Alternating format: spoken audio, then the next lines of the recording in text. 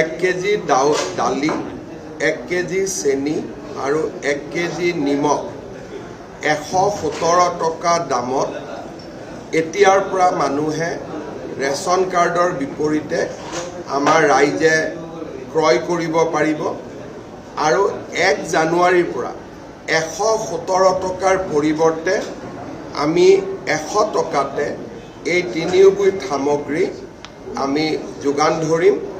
সামগ্ৰী তিনিওবিধ একেলগেও কিনিব পাৰে বা পৃথকে পৃথকেও কিনিব পাৰে। অসমৰ 70 লাখ পৰিয়াল এই আঁচনিটোৰ পৰা উপকৃত হ'ব আৰু ইয়াত কোনো সিলেকশ্যন ক্ৰাইটেৰিয়া নাই।